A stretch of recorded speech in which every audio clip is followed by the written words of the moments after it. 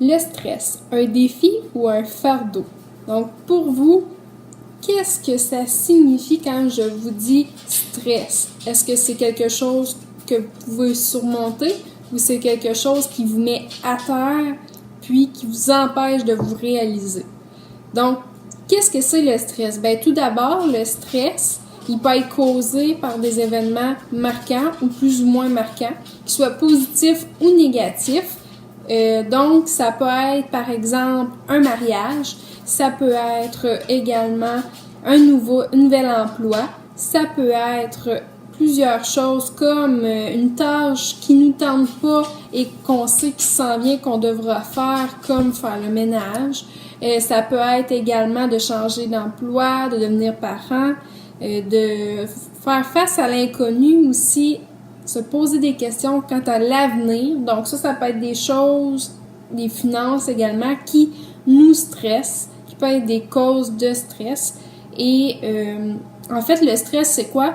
C'est vraiment une réaction de notre corps, de notre organisme face à ces événements-là qu'on vient de nommer.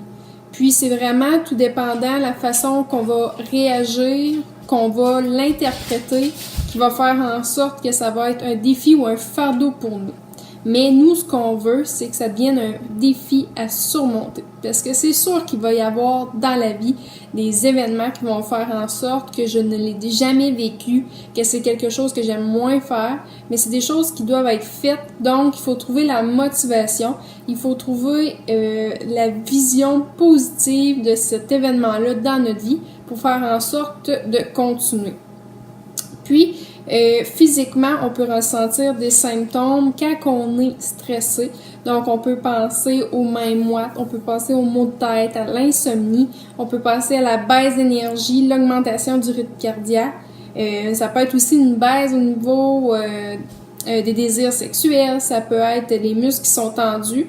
Donc, souvent, on va vous le dire, quand on a un problème, qu'on perdure à continuer un événement dans notre vie et qu'on aime moins ça ou que ça va contre nos valeurs, ça va faire en sorte que, oui, mentalement, tu vas avoir l'épuisement, mais physiquement, les symptômes que tu vas ressentir, les maux de dos, ces choses-là, ben ils vont être dus juste à l'acceptation de cet événement-là. Donc, comment qu'on peut gérer notre stress? Il y a plusieurs façons, mais il faut savoir que, comme on disait tantôt, tout dépendant de la façon que vous allez réagir. Est-ce que vous allez vous relever rapidement? Ça va faire une différence.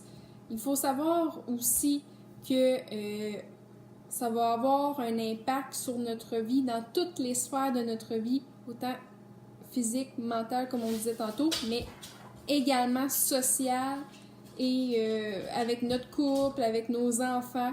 Donc, vraiment, la façon que vous allez percevoir cet événement-là va faire en sorte que ça va avoir des répercussions sur tout le reste. Donc, s'il n'y a pas de danger, prenez ça comme un défi. À deux mains, affrontez le problème. Il s'agit d'être à l'écoute de soi également, de comprendre que, c'est un petit signal. Il faut que je me pose des questions. Est-ce que c'est quelque chose qui va contre mes valeurs? Est-ce que c'est quelque chose que j'aime moins, mais qu'il va falloir que je fasse? Donc, plus vite que je vais le faire, plus vite que je vais me sentir mieux. Si on traîne les choses, on le sait, souvent, on va finir par le faire, puis on va se dire, ça m'a pris juste 2 minutes, j'aurais dû le faire avant, ça m'aurait sauvé bien des inquiétudes.